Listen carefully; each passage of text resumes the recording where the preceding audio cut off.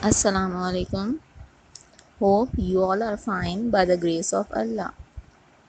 Today we are starting our chapter 2 of Journal Science, that is our life and chemistry.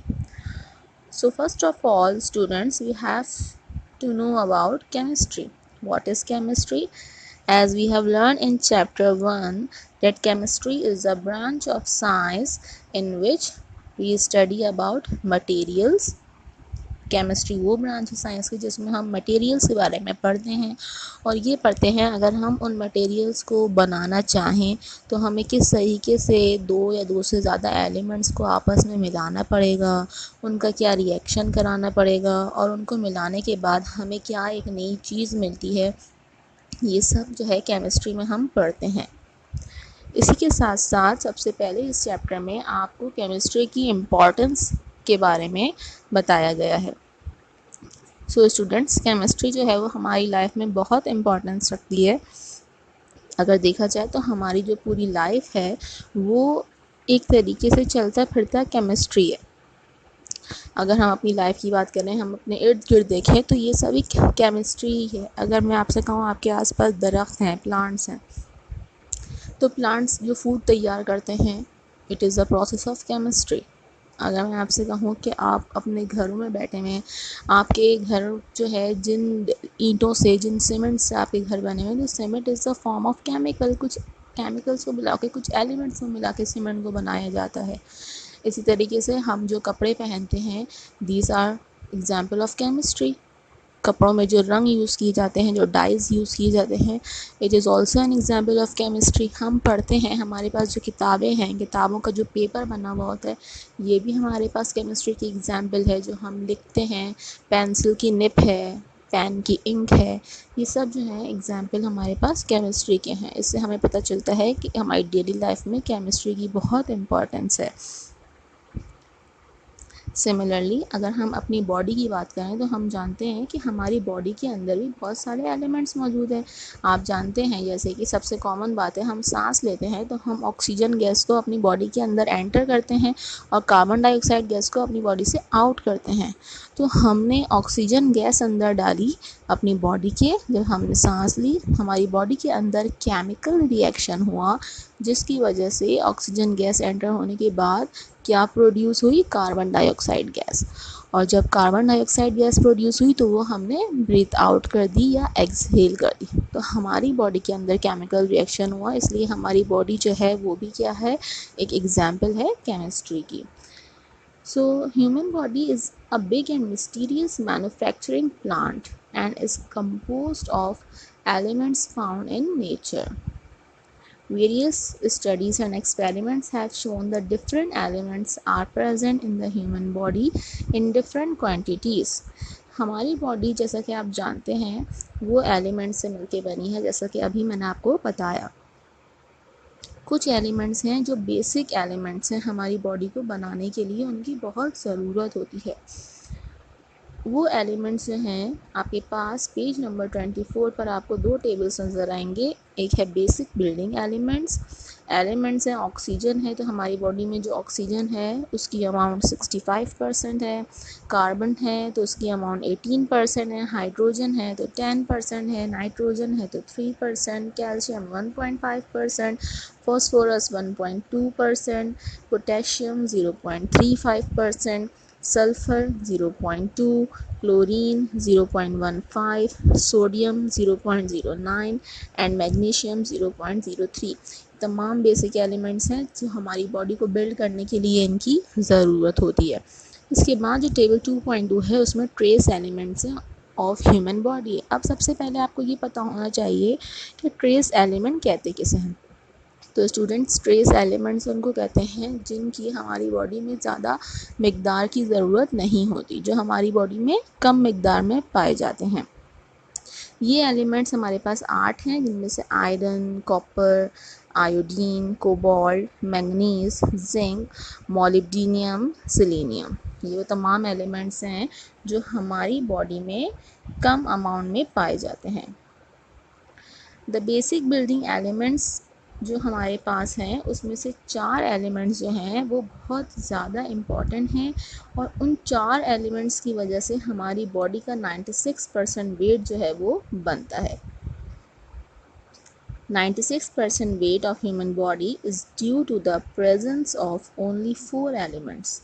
These elements are oxygen, nitrogen, hydrogen and carbon. In 4 elements की वजह से हमारी body का 96% wait बनता है। इनमें से सबसे ज़्यादा जो इम्पोर्टेंस है वो कार्बन की है। कार्बन की ह्यूमन की ग्रोथ के लिए, जानवरों की ग्रोथ के लिए या प्लांट्स की ग्रोथ के लिए कार्बन की बहुत ज़्यादा इम्पोर्टेंस है। अब हम आ जाते हैं कार्बन के ऊपर। कार्बन कहते किसे हैं? तो carbon is an element. Carbon जो है वो एक एलिमेंट है। Carbon is found on earth in free and combined state. Carbon forms 0.03% by weight of the earth crust, where 18% human body made up of carbon compounds. Carbon in the form of compound occurs most abundantly in nature next to hydrogen. Carbon dioxide forms 0.03% by volume in the air. Carbon is also very important element of fuels such as petroleum and natural gas. So student, carbon की जो है हमारी life में बहुत अहमियत है। Carbon जो है हमारे पास ज़मीन पर फ्री स्टेट में भी पाया जाता है और कंबाइन स्टेट में भी। फ्री स्टेट में भी मतलब यानी कि सिर्फ कार्बन की एक अलग फॉर्म जो सिंपल कार्बन होती है, और कंबाइन स्टेट यानी कि ये और एलिमेंट्स के साथ मिलके भी, जैसे कार्बन को अगर हम ऑक्सीजन से मिला देंगे तो ये कार्बन डाइऑक्साइड बन जाता है। तो कार्बन डाइऑक्साइड भी हमारे पास नेचुरली तौर पर पाई जाती है। तो कार्बन जो है वो कंबाइंड स्टेट में भी पाया जाता है हमारी अर्थ पे, और कार्बन जो है वो फ्री स्टेट में भी पाया जाता है। कार्बन की और कार्बन के कंपाउंड्स की बहुत ज़्यादा अहमियत है, एनिमल्स के लिए भी, प्लांट्स के लिए भी और इंसानों के लिए भी। हम जो भी खाना खाते हैं, जो ग़िज़ा खाते हैं, उसमें कार्बन शामिल होता है, क्योंकि प्लांट्स अगर हम खाते हैं, अगर हम कोई सब्ज़ी, कोई वेजिटेबल्स खाते हैं तो प्लांट के ज़रिए उसके अंदर कार्बन आता है। अगर हम किसी जानवर का गोश्त खाते हैं तो आप जानते हैं कि जानवर भी चारा खाते हैं, तो उस चारे के ज़रिए, उस प्लांट्स के ज़रिए, जो उस फूड के ज़रिए जो जानवर खाते हैं उसके ज़रिए कार्बन उनके अंदर ट्रांसफ़र होता है, और जब हम उसी जानवर का मीट या उसी जानवर का फ्लैश हम खाते हैं तो वो कार्बन हमारे अंदर ट्रांसफ़र हो जाता है। कार्बन की जो है वो एलोट्रॉपिक फॉर्म्स पाई जाती हैं। एलोट्रॉपिक्स ऑफ फॉर्म्स ऑफ कार्बन 3 हैं। सबसे पहले आपको ये पता होना चाहिए कि एलोट्रॉपी किसको कहते हैं, या एलोट्रॉपिक फॉर्म्स किसको कहा जाता है। अगर कोई एलिमेंट जो कि एग्जिस्ट करता हो without changing it's state in 2 और मोर डिफरेंट फॉर्म्स, कोई ऐसा एलिमेंट जो अपनी शेप को चेंजिंग करे बगैर रहता हो, 2 या 2 से ज़्यादा शक्लों में चेंज ना कर सके, उसको हम कहते हैं एलोट्रॉपी। और ऐसे एलिमेंट्स को या उन एलिमेंट्स की इन फॉर्म्स को हम कहते हैं एलोट्रॉप्स।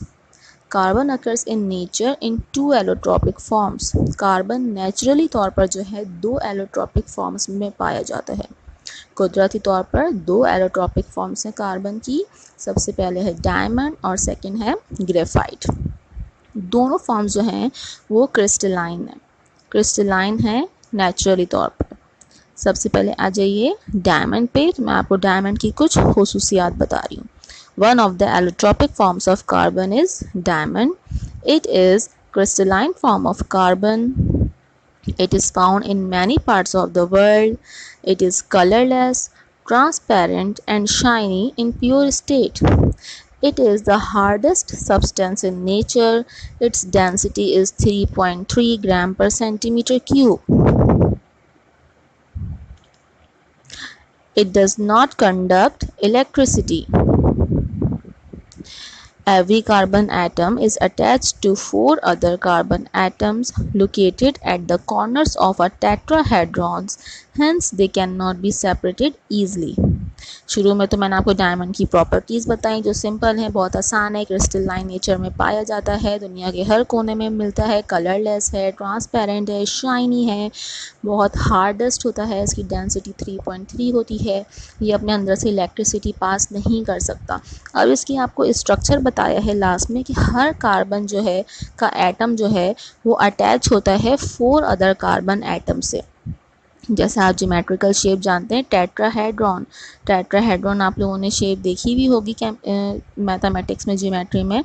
तो इसी तरीके से एक कार्बन एटम जो है वो 4 कार्बन एटम से ज्वाइन होता है और हर कॉर्नर पे, जिससे एक शेप बन जाती है टेट्राहेड्रॉन की।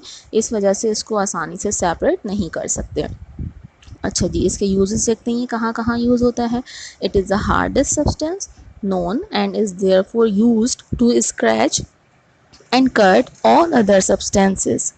Its value in the market is very great. It is real beauty when skillfully cut. Next हमारे पास जो फॉर्म आ जाती है allotropic form of carbon is graphite. The other allotropic form of carbon is graphite. It is the second crystalline form of carbon.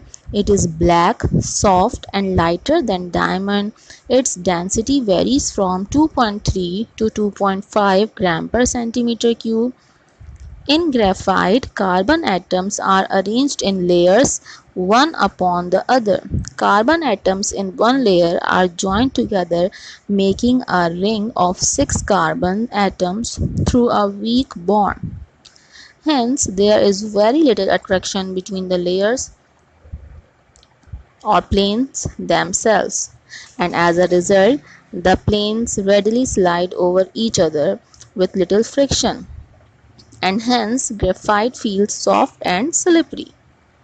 It is a good conductor of electricity. Its melting point is very high. So students, graphite के बारे में हमने क्या पढ़ा है। Graphite भी जो है वो एक एलोट्रॉपिक फॉर्म है कार्बन की, और ग्रेफाइट जो है वो एक क्रिस्टलाइन फॉर्म में पाया जाता है। इसके अलावा ग्रेफाइट जो है वो ब्लैक कलर में होता है, सॉफ्ट होता है और डायमंड से हल्का होता है, लाइटर होता है। इसकी डेंसिटी जो है वो 2.3 और 2.5 के दरमियान होती है। अच्छा जी, अब ग्रेफाइट जो है उसका स्ट्रक्चर आपको बताया है कि ग्रेफाइट जो है वो किस तरीके से होता है। ग्रेफाइट आइटम जो है वो एक लेयर में ज्वाइन होते हैं और एक रिंग बना देते हैं 6 का, ठीक है, 6 कार्बन एटम्स का रिंग बन जाता है। एक 6 कार्बन एटम इस तरीके से ज्वाइन होते हैं कि वो एक रिंग बना देते हैं, जिसकी वजह से उनके दरमियान जो बॉन्डिंग है वो बहुत वीक होती है, वो स्ट्रॉन्ग नहीं होती। इस वजह से उनको ईजिली सेपरेट किया जा सकता है और इसी वजह से वो बहुत स्लिपरी होते हैं, टच करने में बहुत सॉफ्ट और स्लिपरी होते हैं। ये गुड कंडक्टर होते हैं इलेक्ट्रिसिटी के और इनका मेल्टिंग पॉइंट जो है वो बहुत हाई होता है। यूजेस देखते हैं हम कि ये कहाँ कहाँ यूज़ होते हैं। तो it is a good lubricant, ये लुब्रिकेंट के तौर पे यूज़ होता है। It is used in making lead pencils. It is commonly used for making electrodes in many electrolytic process. The rod inside the dry cell is also made up of graphite. जो हम घरों में dry cell use करते हैं, जो batteries use करते हैं, इसके अंदर जो रॉड होती है वो भी कार्बन की ही बनी हुई होती है, ग्रेफाइट की बनी हुई होती है। इसके अलावा जो केमिकल प्रोसेस में जो सेल्स बनाई जाते हैं या बैटरीज बनाई जाती हैं उनके अंदर इलेक्ट्रोड्स यूज़ की जाती हैं, तो ग्रेफाइट जो है वो उसमें भी इस्तेमाल होती है। The other allotropine form of carbon is amorphous carbon. एक और जो एलोट्रोपिक फॉर्म है कार्बन की वो कहलाती है amorphous carbon. Amorphous carbon having no definite shape and structure. There are several forms of amorphous carbon such as coke, charcoal and soot, but none of these occurs in nature. ये तमाम जो है आपके पास forms आपने जो दो पढ़ी वो नेचुरली तौर पर पाई जाती हैं, और जो एमॉर्फस कार्बन मैंने आपको बताई ये हमारे पास नेचुरली तौर पर नहीं पाई जाती, इसकी फॉर्म जो है वो नेचुरली तौर पर नहीं होती। इसके बाद आपके पास टॉपिक है carbon compounds and their importance.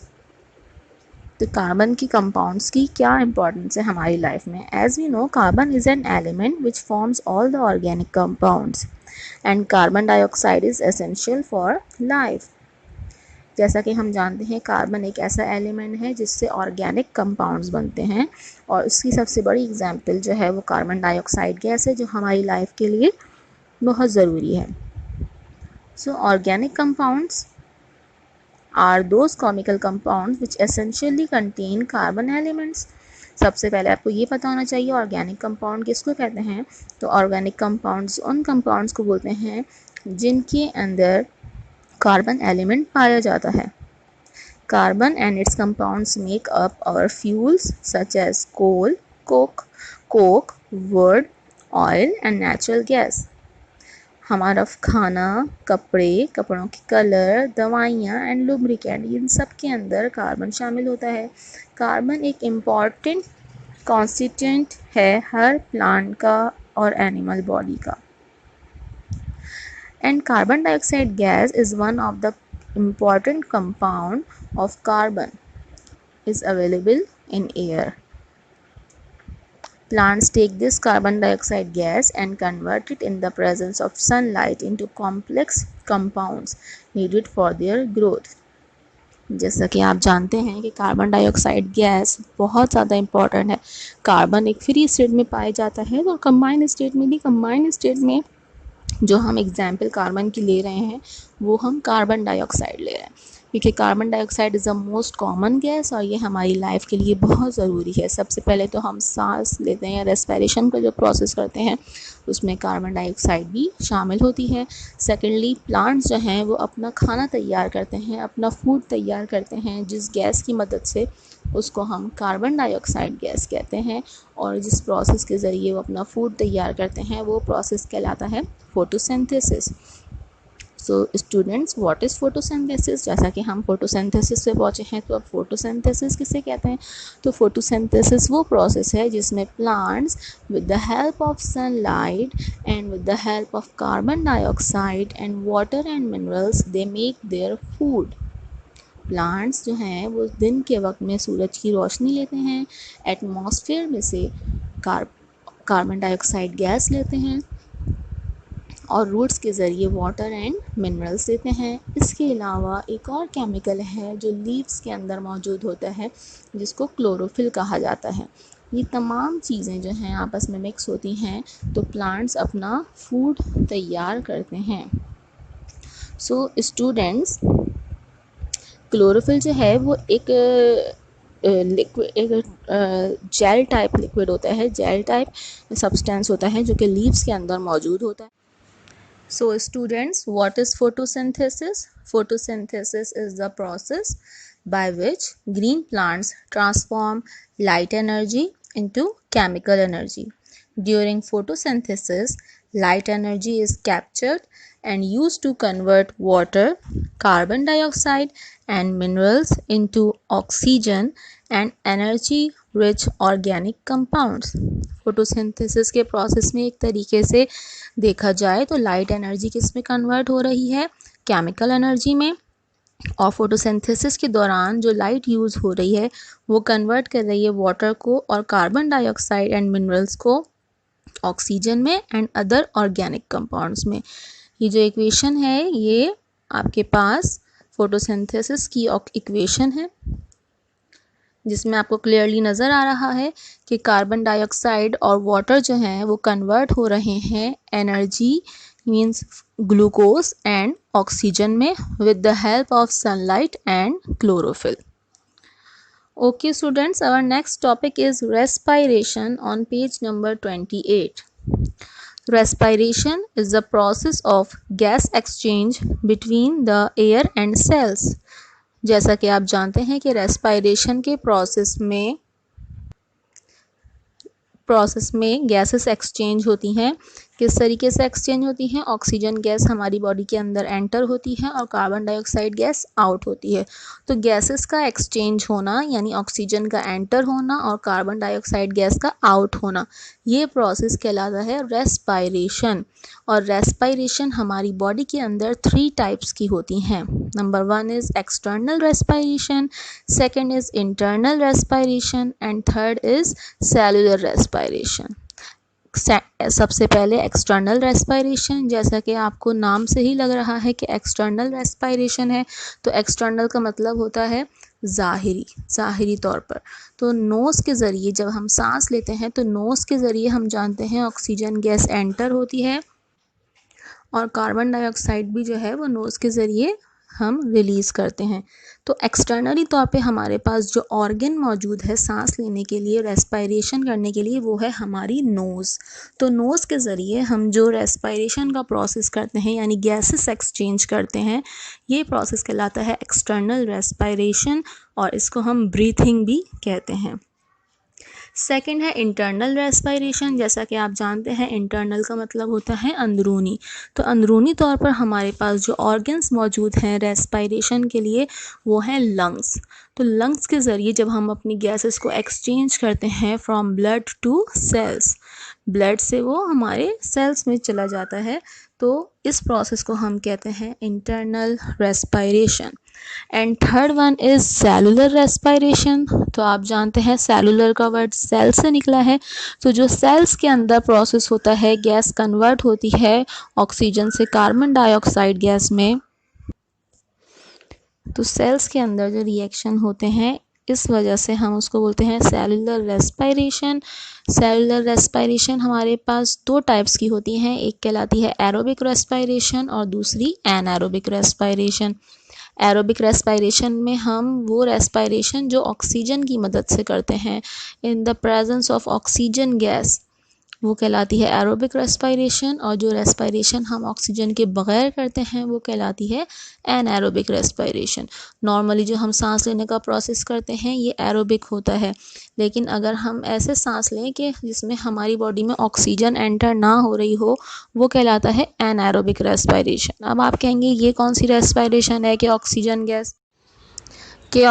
Gas जो है वो हमारी बॉडी में शामिल नहीं हो रही और हम रेस्पिरेशन कर रहे हैं। तो ऐसा जब होता है स्टूडेंट, जब हम बहुत ज़्यादा एक्सरसाइज करें, रनिंग करें, जॉगिंग करें, ऊपर नीचे स्टेयर्स को ऊपर नीचे हम चढ़ते हैं, या ज़्यादा हाई फ्लोर पे हम चढ़ के जाते हैं, 3rd floor, 4th floor, 5th floor हम स्टेयर्स के ज़रिए जाते हैं, तो आपने नोट किया होगा हमारी सांस फूल जाती है, जिसकी वजह से हमें अपनी नाक के ज़रिए सांस लेने में मसला होता है, तो हम अपना मुंह खोल देते हैं और मुंह के ज़रिए सांस लेते हैं।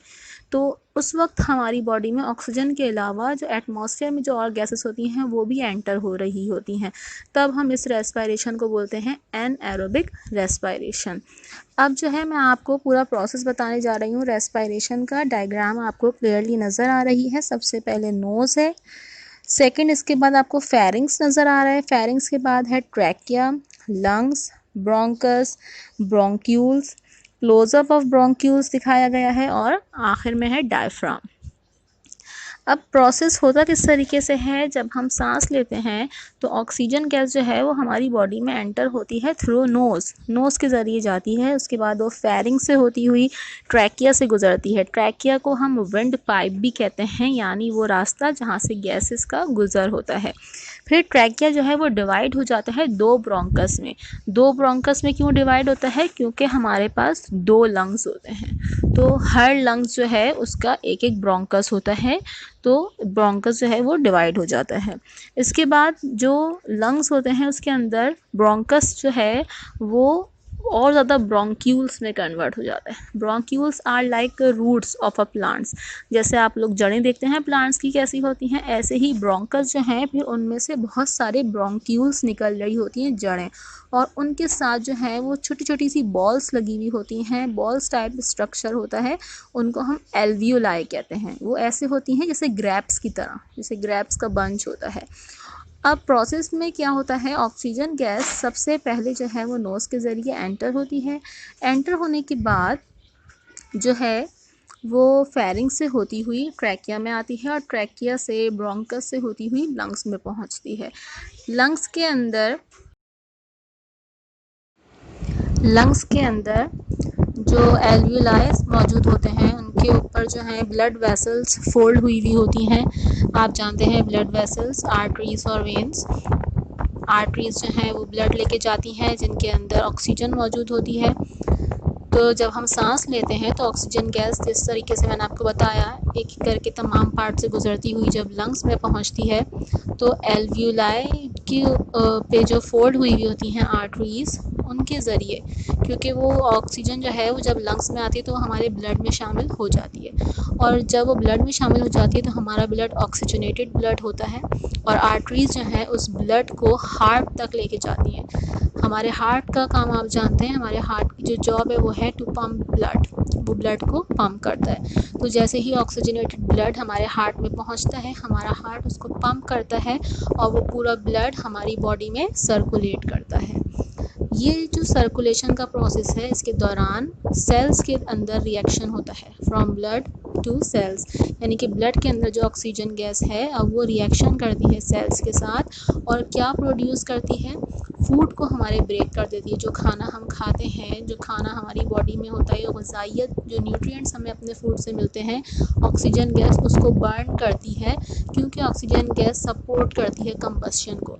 इसलिए ऑक्सीजन गैस जो है वो हमारे फूड को बर्न करती है और उसको कन्वर्ट कर देती है एनर्जी में, कार्बन डाइऑक्साइड गैस में एंड वाटर में। एनर्जी जो है वो हमारे बॉडी के मसल्स यूज़ कर लेते हैं, वाटर हम पास आउट कर देते हैं अपनी बॉडी से, और कार्बन डाइऑक्साइड जो है वो हम ब्रीथ आउट कर देते हैं। तो अब रिएक्शन के बाद हमारी बॉडी के अंदर ऑक्सीजन गैस की बजाय वो किस में कन्वर्ट हो गई, रिएक्शन के बाद कार्बन डाइऑक्साइड गैस में।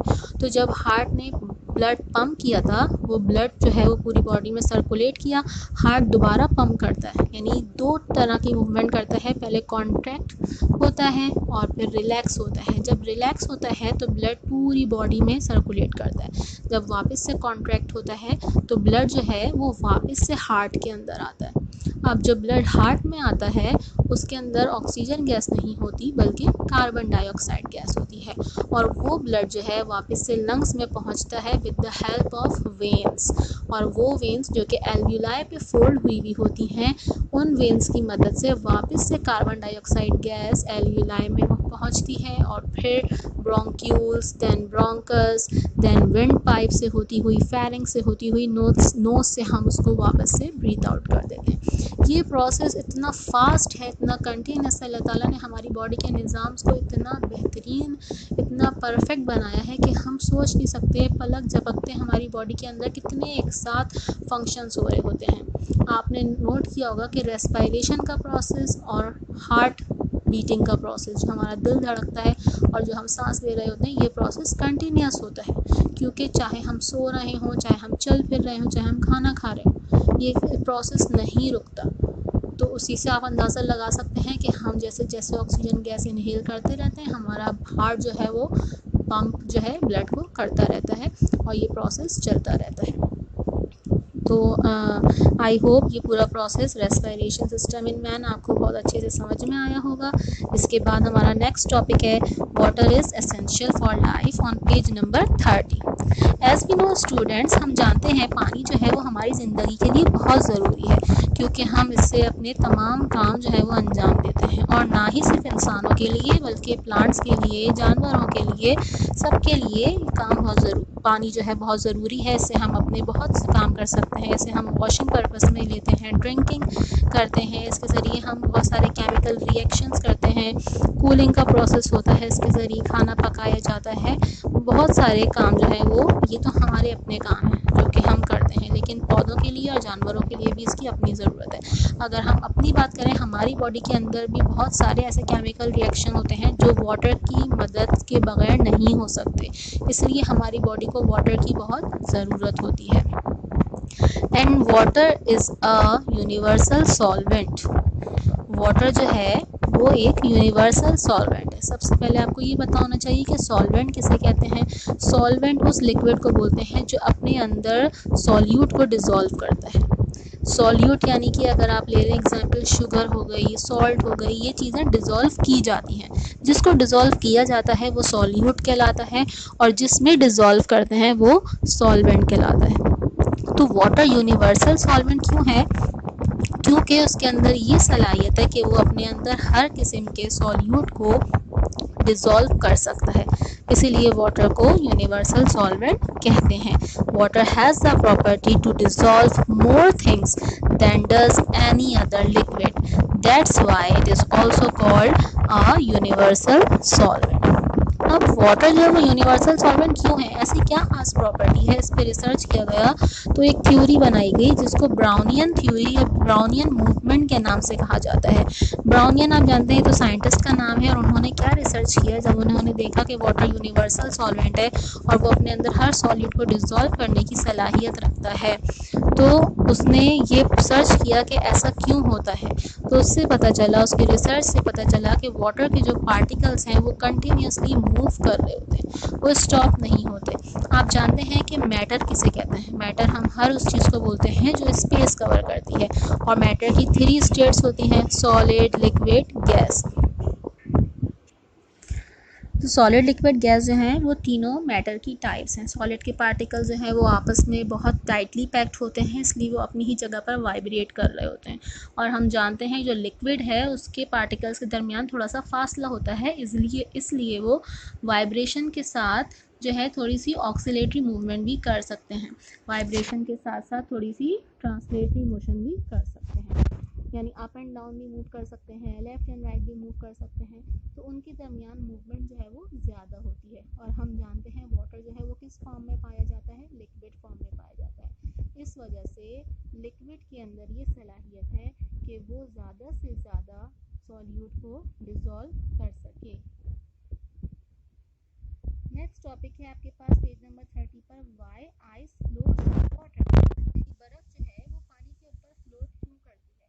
आपने वैसी बातें ये तो नोट किया ही होगा, देखा होगा कि आइस जो है वो, अगर हम कोई कोल्ड ड्रिंक लें या हम पानी लें उसमें आप आइस डालें ठंडा करने के लिए, तो वो आइस जो है वो ऊपर फ्लोट करती है, वो सिंक नहीं करती। तो ऐसा क्यों होता है, जबकि अगर उसी पानी के अंदर आप कोई नेल डाल दें, कोई कील डाल दें, कोई स्टोन डाल दें तो वो सिंक कर जाएगी, लेकिन बर्फ़ जो है वो सिंक क्यों नहीं करती। तो ऐसा क्यों होता है, ऐसा इसलिए होता है क्योंकि पानी की एक खास किस्म की प्रॉपर्टी है, और वो प्रॉपर्टी क्या है कि पानी की जो डेंसिटी है वो मैक्सिमम होती है जब वो 4 डिग्री सेंटीग्रेड पे होता है। अब इसका क्या मतलब है, अगर मैं आपको आसान अल्फाज में समझाऊं, आप जानते हैं कि किसी भी चीज़ को अगर आप हीट प्रोवाइड करें, गरमाई दें, उसको हरारत दें, तो वो एक्सपेंड होती है, और जब कूलिंग करते हैं तो वो चीज़ जो है वो कॉन्ट्रैक्ट हो जाती है, यानी सिकुड़ जाती है, गर्माई से फैलती है और ठंडा करने से सिकुड़ती है। लेकिन पानी की जो है वो एक ख़ास प्रॉपर्टी है, पानी की जो है वो मैक्सिमम डेंसिटी जो है वो 4 डिग्री सेंटीग्रेड तक होती है, ठीक है। और पानी जो है वो जैसे जैसे उसका टेम्परेचर हम गिराते हैं, यानी जैसे जैसे उसको ठंडा करते जाते हैं, वो एक्सपेंड होता है, यानी वो फैलता है। और 4 डिग्री सेंटीग्रेड तक जो है जब तक नहीं आता, वो जो है वो कॉन्ट्रैक्ट हो रहा होता है पानी। तो ऐसा प्रॉपर्टी को, पानी की जो है वो ख़ास प्रॉपर्टी का नाम दिया जाता है, ख़ास बिहेवियर, ख़ास प्रॉपर्टी कहा जाता है, जिसको एनोमेलस एक्सपेंशन या एनोमेलस बिहेवियर ऑफ वाटर भी कहते हैं, यानी कि पानी का ख़ास किस्म का बिहेवियर। और ये क्या बिहेवियर है मैं आपको दोबारा बता रही हूँ। At 4 degree centigrade water has a maximum density, because on cooling its volume goes on decreasing until the temperature reaches 4 degrees centigrade. On cooling below 4 degrees centigrade, the volume of water again start increasing till it freezes into ice. That's why the density of water is, and ice being less denser so floats on water. This unique property of water is known as anomalous expansion of water. For example, अगर मैं आपको example बताऊँ, आपने note करा होगा, अगर आप पानी की एक बोतल लें और उसको डीप फ्रीज़र में रख दें और फ्रीज़र में रख के आप उसे भूल जाएं 1 दिन के लिए, 2 दिन के लिए, जब आप उसे निकालेंगे तो जो बॉटल की जो शेप है वो कुछ अलग ही हुई भी होती है, बॉटल ऐसा लगता है फूली हुई है। ऐसा क्यों होता है, क्योंकि पानी का जैसे जैसे टेम्परेचर गिराते हैं 4 डिग्री सेंटीग्रेड से डाउन करते हैं, वाटर क्या होने शुरू हो जाता है, एक्सपेंड होने लगता है, फैलने लगता है। और अगर ज़्यादा दिन हम रखें, ज़्यादा देर तक उसको टेम्परेचर दें और उसका टेम्परेचर कम करते जाएँ, तो वो जो बॉटल है वो फट भी जाती है। सर्दी के मौसम में या ऐसे इलाके जहाँ पे बर्फ़बारी होती है, जहाँ का टेम्परेचर 0 से भी नीचे आ जाता है, तो वहाँ पे ज़्यादातर यही होता है कि पानी की जो लाइन्स होती हैं वो फट जाती हैं, क्योंकि उनमें बर्फ़ जम जाती है। और पानी की ये ख़ासियत है कि जब वो फ्रीज़ होता है तो वो एक्सपेंड होता है। लेकिन जहाँ इस इफ़ेक्ट के नुकसानात हैं वहाँ इस इफ़ेक्ट का एक फ़ायदा भी है, और वो फ़ायदा किसके लिए है? वो फ़ायदा जो है वो मैरीन लाइफ के लिए है, एक्वेटिक लाइफ के लिए है, यानी समंदरी जानवरों के लिए ये बहुत फ़ायदेमंद है, ख़ासतौर पर उन एरियाज़ में जहाँ पर बर्फ़बारी होती है, जहाँ पे मौसम जो है बहुत ठंडा होता है। वो रिवर्स, वो लेक्स, वो समंदर जहाँ पे सर्दी की वजह से या मौसम ठंडा होने की वजह से बर्फ़ की तह जम जाती है, अगर पूरा समंदर फ्रीज़ हो जाए तो तमाम एक्वेटिक लाइफ तो ख़त्म ही हो जाए। तो अल्लाह ताला ने पानी की ये प्रॉपर्टी रखी इसलिए है कि जब मौसम ठंडा होता है, जो एटमॉस्फेयर का टेम्परेचर होता है या उस एरिया के जो वेदर होता है, क्लाइमेट होता है, उसका जो टेम्परेचर होता है वेदर का, वो जब ज़ीरो से नीचे आता है तो उसकी वजह से समंदर में या दरिया में ऊपर बर्फ़ की एक लेयर जम जाती है और पानी जो है वो क्या हो जाता है, वो फ्रीज़ हो जाता है। लेकिन पानी की क्या ख़ास प्रॉपर्टी है कि 4 डिग्री सेंटीग्रेड से बिलो जो होता है टेम्परेचर, उसमें पानी जो है वो कैसा रहता है, वो जो है नॉर्मल टेम्परेचर पे रहता है, यानी वो पानी जो है वो एक्सपेंड ही रहता है, यानी कि वो पानी फ्रीज़ नहीं होता। तो अब ऐसा करने से क्या होता है कि ऊपर की जो लेयर है वो तो जम गई वेदर की वजह से, लेकिन जो ऊपर की लेयर है वो नीचे के पानी के टेम्परेचर को क्या रखती है, वो नॉर्मल रखती है। वो कैसा रखती है, वो उसको बिलो रखती है, यानी वो उसको अबव रखती है 4 डिग्री सेंटीग्रेड से ऊपर का। वो टेम्परेचर उसका 4 डिग्री सेंटीग्रेड से अबव रहता है, जिसकी वजह से उसका जो टेम्परेचर है पानी का वो नॉर्मल होता है और उसकी वजह से जो एक्वेटिक लाइफ है उसको कोई नुकसान नहीं पहुंचता। तो जहाँ इस इफ़ेक्ट के या इस प्रॉपर्टी से नुकसानात होते हैं सर्दी के मौसम में, उसी जगह जो है हमारी एक्वेटिक लाइफ के लिए ये बहुत फ़ायदेमंद है या उनके लिए बहुत बेनिफिशियल है। नेक्स्ट टॉपिक है अगेन पेज नंबर 31 पे, कॉम्पोजिशन ऑफ एयर। आप सबसे पहले आप जानते हैं कि एयर हम किसे कहते हैं, air is a mixture of gases. तो एयर जो है वो बहुत सारी गैसेस का मिक्सचर है, लेकिन जो ख़ास तौर पर जो गैसेस हैं जिनके नेम बताए जाते हैं जिनसे एयर मिलके बनी है, उनमें शामिल है nitrogen, oxygen, carbon dioxide gas, argon और कुछ नोबल गैसेस भी हैं और प्लस वाटर वेपर। तो the composition of air is found to vary from place to place, confirming the fact that air is a mixture of gases, exhibit their own characteristic properties and can be separated by fractional distillation. The percentage of the gases by volume is nitrogen is 78%, oxygen is 21%, carbon dioxide is 0.03%, argon is 0.93%, and other noble gases are 0.003%. Our next topic is nitrogen on page number 32. Nitrogen is a non-metallic element. It is colorless, odorless, and tasteless gas. That it is the most plentiful element in Earth's atmosphere and is a constituent of all living things. In the gaseous state, nitrogen occurs as diatomic molecules N2 because the two atoms in each molecule are joined together by extremely strong covalent bonding. Molecular nitrogen is very unreactive. So students, nitrogen जो है वो एक non metallic element है और ये एक colourless, odourless and tasteless gas है। Odourless mean इसकी कोई स्मेल नहीं है। ये हमारी एटमॉस्फेयर में बहुत ज़्यादा अमाउंट में पाई जाती है, जैसा कि अभी आपने कंपोजिशन ऑफ एयर में पढ़ा कि सबसे ज़्यादा अमाउंट जो है वो नाइट्रोजन गैस की है, डेट इज़ 78%, और इसकी जो है हमारी लाइफ में एक ख़ास इम्पॉर्टेंट है। इसके अलावा अब जो आपके पास टॉपिक है वो है नाइट्रोजन साइकिल। सबसे पहले आपको ये पता होना चाहिए कि नाइट्रोजन साइकिल है क्या। Nitrogen cycle is a biogeochemical process which transforms the nitrogen present in the atmosphere to a more usable form for living organism. तो नाइट्रोजन साइकिल जो है वो एक ऐसा प्रोसेस है जो हमारी एटमॉस्फेयर में मौजूद नाइट्रोजन गैस को हमारे लिए यूज़फुल बनाती है। सो नाइट्रोजन साइकिल है क्या या इस प्रोसेस में होता क्या है, तो आप जानते हैं जैसे कि इंसान और जानवर जो हैं वो एटमॉस्फेयर में जो नाइट्रोजन है उसको नहीं यूज़ कर सकते। तो और उसको बनाने के लिए या हमारी बॉडी के अंदर प्रोटीन्स वगैरह को बिल्ड करने के लिए हमारे पास कोई मैकेनिज़्म मौजूद नहीं है। आप जानते हैं हमारे पास अल्लाह ताला ने बहुत सारे हमें मैकेनिज़्म दिए हैं जिनके ज़रिए हम काफ़ी एलिमेंट्स अपनी बॉडी में प्रोड्यूस कर सकते हैं, लेकिन नाइट्रोजन को प्रोड्यूस करने का कोई मैकेनिज़्म हमारी बॉडी में नहीं है। So they obtain their required nitrogen by eating plants and animals. तो हमें अपनी बॉडी के अंदर अगर नाइट्रोजन की कमी को पूरा करना होता है तो हम उसको पूरा करते हैं किसके ज़रिए, प्लांट्स के ज़रिए या एनिमल्स के ज़रिए। But plants absorb soluble nitrogen compounds such as nitrate through roots. The circulation of nitrogen in nature is called nitrogen circle.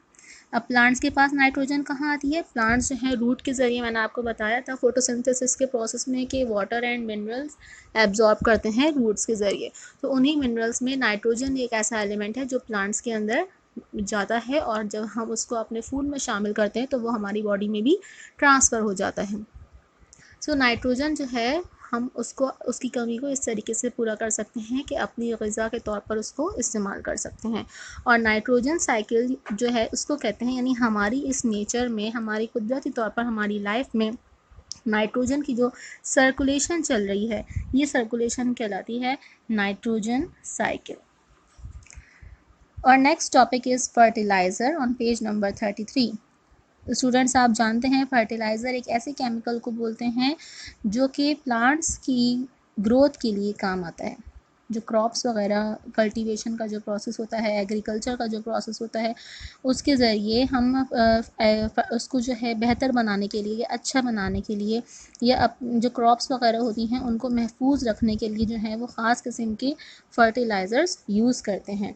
So fertiliser है क्या? फर्टिलाइज़र एक केमिकल है जिसके ज़रिए हम अपने, जिस तरह से हम दवाई यूज़ करते हैं अपनी सेहत के लिए, अपनी सेहत को अच्छा रखने के लिए हम ऐसी मल्टीविटामिन्स लेते हैं, इसी तरीके से प्लांट्स को या क्रॉप्स को अच्छा रखने के लिए उनको फर्टिलाइज़र्स दिए जाते हैं ताकि उनकी ग्रोथ जो है वो अच्छी हो सके। सो कुछ आर्टिफिशियल फर्टिलाइज़र्स हैं जिनके अंदर नाइट्रोजन जो है वो मौजूद होता है, और वो फर्टिलाइज़र क्या हैं? Urea, ammonium nitrate, ammonium sulphate, nitrophosphate, ammonium hydrogen phosphate, ammonium phosphate. ये आपको पेज नंबर 33 पर ही टेबल गिवन है आपकी बुक में, आप पढ़ सकते हैं। इन तमाम फर्टिलाइज़र्स के अंदर नाइट्रोजन मौजूद है। तो जब ये फर्टिलाइज़र्स प्लांट्स को दिए जाएंगे और इन प्लांट्स को हम कंज्यूम करेंगे, एनिमल्स कंज्यूम करेंगे, तो ये हमारी बॉडी में ट्रांसफ़र होंगे। तो ये सर्कुलेशन का प्रोसेस जो चलता है ये नाइट्रोजन साइकिल कहलाता है। और फर्टिलाइज़र्स हम उन केमिकल्स को बोलते हैं जो क्रॉप्स को बेहतर बनाने के लिए या उनकी ग्रोथ के लिए यूज़ किए जाते हैं।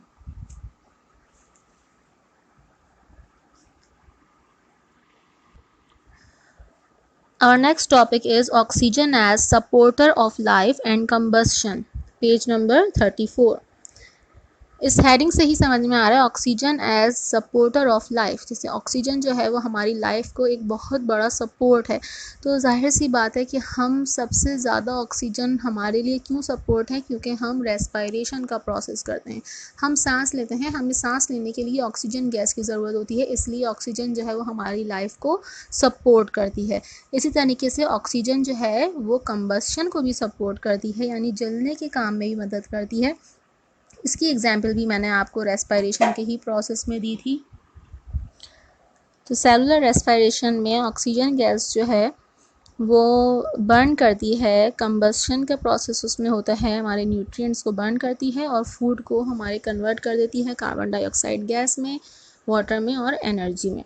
सो ऑक्सीजन गैस की कुछ प्रॉपर्टीज़ हैं जो मैं आपको बता रही हूँ। Oxygen is a colourless, odorless and tasteless gas. It is slightly soluble in water. It is the most active constituent of air. Oxygen makes up 1/2 of all matters, 1/5 and 2/3 of the human body. Oxygen is the most useful element essential to animal life in burning out waste, tissue, and furnishing heat. In respiration, the inhaled air is brought into contact with blood in lungs.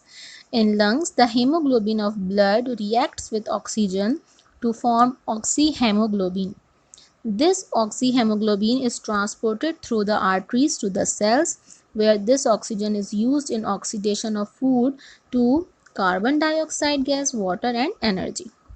तो ये तमाम points में आपको वही बात बताई गई। सबसे पहले आपको ये बताया कि ऑक्सीजन जो है वो भी एक कलरलेस, ओडरलेस और टेस्टलेस गैस है। ये पानी के अंदर सॉल्युबल भी होती है। ये हमारे जो है एटमॉस्फेयर में जो है काफ़ी मिकदार में मिलती है, नाइट्रोजन से कम है, लेकिन इसकी भी 21% मौजूद है हमारे एटमॉस्फेयर में। इसके अलावा जानवरों के लिए भी बहुत ज़रूरी है। साथ साथ हम जो रेस्पिरेशन का प्रोसेस करते हैं ये कम्प्लीटली ऑक्सीजन पे ही बेस करता है। ऑक्सीजन एंटर होगी तो रेस्पिरेशन का प्रोसेस होगा, और जब ऑक्सीजन हमारे ब्लड में शामिल होगी, ब्लड को आप जानते हैं हेमोग्लोबिन भी कहते हैं, तो जब ब्लड में शामिल हो जाती है तब वो ब्लड जो है वो ऑक्सीजनेटेड ब्लड या ऑक्सी हेमोग्लोबिन ब्लड भी कहलाता है। तो ब्लड में शामिल होने के बाद वो हमारे न्यूट्रिएंट्स को या हमारे फूड को बर्न करती है और क्या करती है, ऑक्सीजन गैस को कन्वर्ट कर देती है जो किस में, कार्बन डाइऑक्साइड गैस में, वाटर में और एनर्जी में। ये इस प्रोसेस को हम ऑक्सीडेशन ऑफ फूड भी कहते हैं, यानी फूड का बर्न होना। Next topic is importance of minerals element in health, यानी हमारी सेहत के लिए जो मिनरल एलिमेंट्स हैं उनकी क्या इम्पॉर्टेंस है। तो सबसे पहले जो हमारे पास एलिमेंट है वो है calcium. As we know, calcium तो हमारी हेल्थ के लिए बहुत ज़रूरी है। आप जानते हैं हमारी बोन्स के लिए, हमारे टीथ्स के लिए कैल्शियम जो है वो बहुत ज़रूरी है। इसके साथ साथ अगर हम इंडस्ट्रीज़ के तौर पे बात करें या अपनी जो है फैक्ट्रीज़ वगैरह में बात करें या केमिस्ट्री में बात करें कि केमिकल इंडस्ट्री में ये कहाँ यूज़ होता है, तो केमिकल इंडस्ट्री में ये काफ़ी चीज़ें बनाने के लिए यूज़ होता है। लेकिन सबसे ज़्यादा मैं पहले बता दूँ ये कहाँ पाया जाता है, ये चौक में भी पाया जाता है, लाइमस्टोन यानी चूने का पत्थर होता है उसमें भी पाया जाता है, मार्बल में भी मौजूद होता है।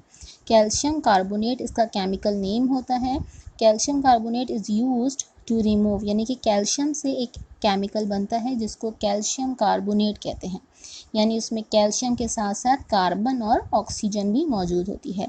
And calcium carbonate is used to remove sand and other materials present in iron, यानी कि आयरन में यानी लोहे के जो पार्टिकल्स होते हैं उनके अंदर जो मिट्टी के ज़र्रात होते हैं उनको साफ़ करने के लिए कैल्शियम कार्बोनेट यूज़ किया जाता है।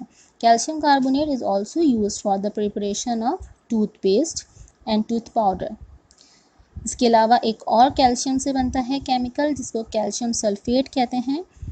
इट इज़ अ मिनरल या it is present as a mineral called gypsum. Calcium phosphate is used in agriculture as fertiliser, ये फर्टिलाइज़र के तौर पे भी इस्तेमाल होता है। And it is also used as cement, glass and various methods या and various techniques and for various purposes in industries. Next is magnesium. Magnesium is mostly used in light. It is also used as firework. Magnesium ribbon is also used in the form of fire bricks. Magnesium sulfate is used in dyeing and paint industries. इसके अलावा हमारे food में भी magnesium काफ़ी मिकदार में पाया जाता है। नेक्स्ट है हमारे पास topic that is sodium. Sodium हम जानते हैं सोडियम एक ऐसा एलिमेंट है जिसके ज़रिए हम काफ़ी सारे एलिमेंट्स जो केमिकल्स बनाते हैं, जिसमें से सबसे जो पहले हमारे दिमाग में आता है सोडियम से, that is sodium chloride which is also called salt, नमक। नमक का केमिकल नेम सोडियम क्लोराइड होता है। और आप जानते हैं कि नमक जो है वो कितनी जगह यूज़ होता है। सबसे पहले तो हमारे खाने में यूज़ होता है। इसके अलावा बर्फ़ जमने से जो रोडों पे आइस जो है वो फ्रीज़ हो जाती है, उसको साफ़ करने के लिए यूज़ होता है। इसके अलावा इंडस्ट्रीज़ में यूज़ होता है, in the manufacture of rubber, in the manufacture of glass, इन सब के लिए सोडियम जो है वो यूज़ होता है। सोडियम के कुछ इंपॉर्टेंट कंपाउंड्स हैं। आप जानते हैं कंपाउंड्स उन एलिमेंट्स को बोलते हैं जिसमें दो या दो से ज़्यादा एलिमेंट्स शामिल हों। जैसे कैल्शियम के कंपाउंड थे, कैल्शियम कार्बोनेट आपने पढ़ा, कैल्शियम फॉस्फेट आपने पढ़ा। तो ऐसे ही सोडियम के भी कंपाउंड है, जैसे मैंने आपको सोडियम क्लोराइड बताया, तो सोडियम हाइड्रोक्साइड हो गया, सोडियम नाइट्रेट हो गया। तो कुछ इंपॉर्टेंट कंपाउंड्स हैं और उनके यूजेस हैं जो मैं आपको बता रही हूँ। सोडियम का सबसे पहले जो कंपाउंड है वो है सोडियम हाइड्रोक्साइड, जिसको कास्टिक सोडा भी कहते हैं। It is extensively used in soap, paper, and artificial silk industries. It is also used for the purification of petroleum and vegetable oils. Second is sodium nitrate. It is mainly used in the production of nitric acid. It is a good fertilizer. It is used to increase the fertility of soil. Sodium carbonate is also called washing soda. It is used in the manufacture of glass, soap, cloth and paper, and in other chemical industries. Next is sodium bicarbonate. Sodium bicarbonate when mixed with tartaric acid, it is used as baking powder. Next जो है हमारे पास element, sodium के compounds के बाद अब हम जिस element पे आए हैं वो है आयोडीन। आयोडीन जानते हैं आप, ज़्यादातर जो है वो मेडिसिन की फील्ड में यूज़ होता है as an antiseptic. So iodine having antiseptic properties, इसके अंदर एक एंटीसेप्टिक प्रॉपर्टीज़ होती हैं यानी कि जर्म से लड़ने की। So it is used in dyes, in photographic films and in insecticides. Iodine is also used in soap industry for the determination of unsaturation of soil. इसके अलावा हमारे फूड में भी, हमारे खानों में भी आयोडीन जो है वो शामिल होता है। Next is chlorine. Chlorine finds widespread use in the manufacture of plastics, hydrochloric acid, insecticides, refrigerants, and many other compounds. Chlorine is used for sterilizing water supplies and for making bleach powder. Chlorine is also used to obtain gold and pure metals such as tin from their ores. Next topic is phosphorus. Phosphorus is mainly used in water industries. Yellow phosphorus is also used in making fire bombs and smoke screen during war. White phosphorus is used in making rat killing tablets. Phosphorus acid, an important acid of phosphorus, is used in manufacturing drugs. Next element is sulfur. Sulfur is used for the manufacture of sulfuric acid. It is also used in making calcium hydrogen sulfide, which is used as a bleach. Of wood pulp in the manufacture of paper, यानी कि paper बनाने के लिए use होता है. It is also used in the manufacture of dyes. Sulfur is also used in match industries, यानी माचिस बनाने के लिए, gun powder and paint industries. It is also used in making pesticides. It is also very important in agriculture. Next element is iron. Iron आप जानते हैं लोहे को बोलते हैं. आयरन का केमिकल नेम फेरस होता है. तो आयरन जो है वो भी इंडस्ट्रियल तौर पर बहुत अहमियत रखता है. हमारे पास आयरन जो है वो बहुत जगह इस्तेमाल होता है. आयरन की हम अपने घर में बहुत सारी चीज़ें बनी हुई यूज़ करते हैं. हमारे पास पाइप्स होते हैं, हमारे पास आयरन के जो हैं और जो है सामान होते हैं. जैसे कि आप कह सकते हैं कि हम अपने जो घर बनाते हैं, बिल्डिंग्स बनाते हैं, उसके लिए जो आप लोहा इस्तेमाल करते हैं वो सब आयरन में ही आता है. लेकिन आयरन की टाइप्स होती हैं.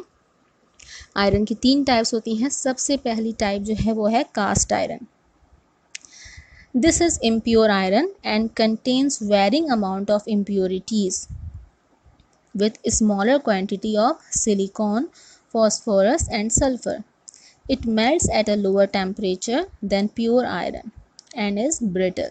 It cannot be welded. It is used to manufacture parts of machine, stove, radiators, hot water pipes, railing and for many other purposes. It is also used to manufacture steel. Next is rough iron. This is the purest form of iron. It can be drawn into sheets and wires, यानी हम इस iron को sheets में भी convert कर सकते हैं और वायर में भी. It is also used to make iron nails, horse shoes, ornamental work and agriculture instrument.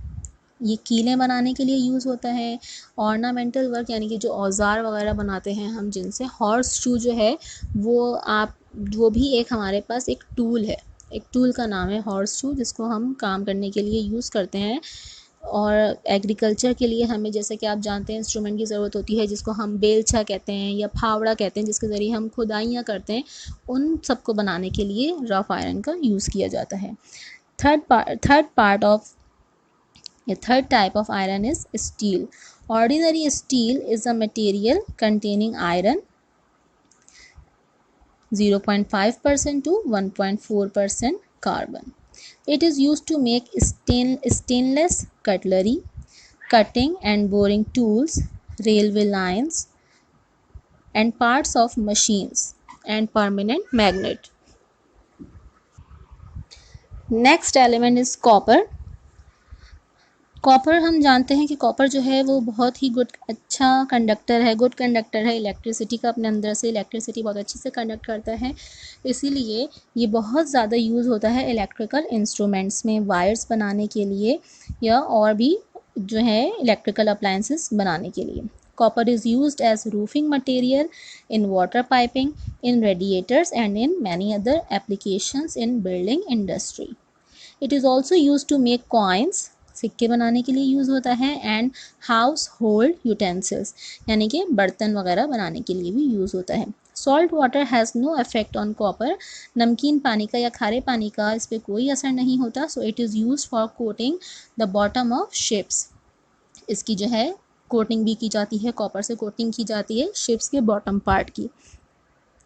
It is also use in electroplating and electrotyping. The famous compound of copper is copper sulfate.